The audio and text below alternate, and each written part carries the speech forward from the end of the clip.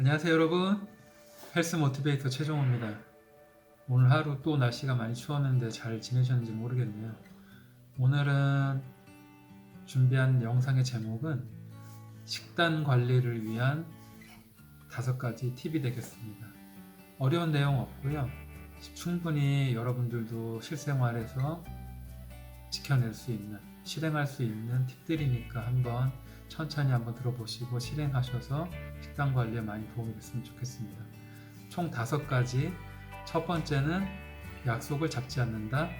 두 번째는 점심은 도시락으로 준비한다. 세 번째는 물을 자주 섭취한다. 네 번째는 후식 금지. 5번째는 숙면을 노력한다 입니다.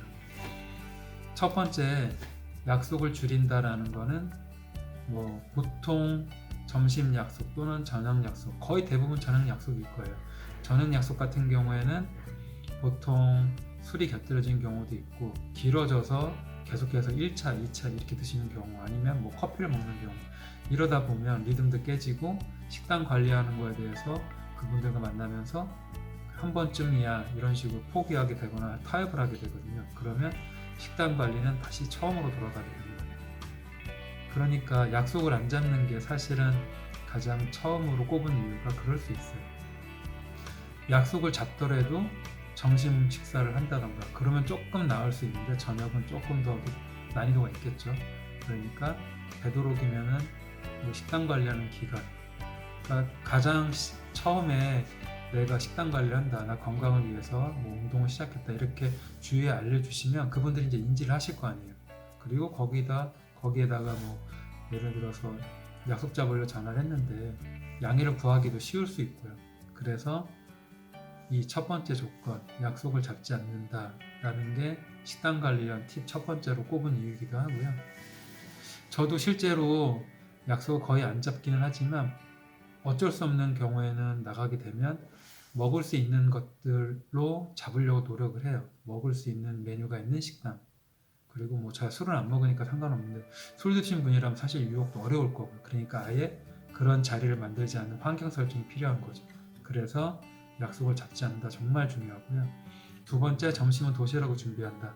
이거는 보통 점심 식단에만 상관이 되는 얘기인데, 점심도 우리 나가서 먹는 경우가 굉장히 많잖아요.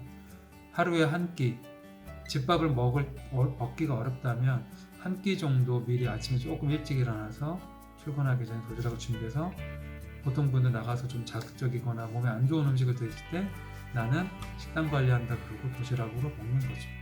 사실 이거는 해보신 분들이 호불호가 나눠지기는 해요. 사람들하고 대인관계 멀어질 것 같다 분들도 계시고, 아니다, 내 건강을 위해서 이건 얼마든지 내가 할 수 있다 라고 하신 분들이 계시기 때문에, 이거 같은 경우에는 꼭 첫 번째로 꼽지는 않지만 제 생각에는 점심 도시락도 사실은 식단 관리에 어떻게 보면 중요한 부분이라 할 수도 있어요. 그래서 두 번째로 점심은 도시락을 준비한다고요. 도시락이라 그래서 누구한테 보여주기 위한 게 아니잖아요. 그래서 평상시에 좀 먹는 것들 위주로 한번 준비해서 먹고, 보통 그리고 더 좋은 점이 뭐냐면 도시락을 먹게 되면 시간을 더 아낄 수 있어요. 왔다 갔다 하는 시간이 없잖아요. 그 시간을 아껴서 산책하거나 간단하게 운동할 수도 있고, 그런 이점도 있습니다. 세 번째, 물을 자주 섭취하시는 거는 제가 여러 영상들에서 말씀드렸다시피 우리는 물을 너무 평상시에 적게 마시고 있어요. WHO 기준 평균 성인이 평균 하루에 먹어야 되는 물 권장량으로 보통 3리터를 권장하고요. 3리터 중에 우리가 식사로 우리도 모르는 사이 먹게 되는 양이 보통 1리터 정도 되니까 약 2리터 정도는 우리가 1% 물을 먹어야 된다는 거예요.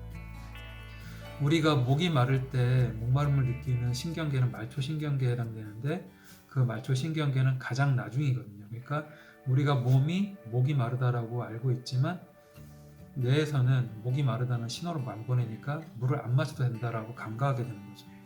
그러니까 현대인들 중에 탈수 증상을 본인도 모르게 경험하고 계신 분들이 굉장히 많아요. 이유 없는 두통, 소화불량, 속쓰림 이런 것들, 아니면 기력 없음, 힘이 나지 않는다, 이런 분들, 만성 피로, 이런 분들 대부분 탈수 증상을 모르고 계신 분들 경우도 있어요. 그러니까 이런 분들은 물만 드셔도 좀 건강해질 수 있다는 얘기죠. 그래서 식단 관리 겸 세 번째 팁으로 물을 좀 자주 드시라. 물을 드시게 되면 사실 식욕도 좀 어느 정도는 억누를 수 있거든요. 우리 배고플 때 물 마시면 물배 찬다 그러죠. 그게 뭐 나쁜 의미이기도 하지만 식욕을 조절할 수 있는 좋은 영향이 될 수도 있어요. 그래서 식단 관리 팁 세 번째로 넣어봤고요. 네 번째, 후식 금지는 뭐 당연하겠죠.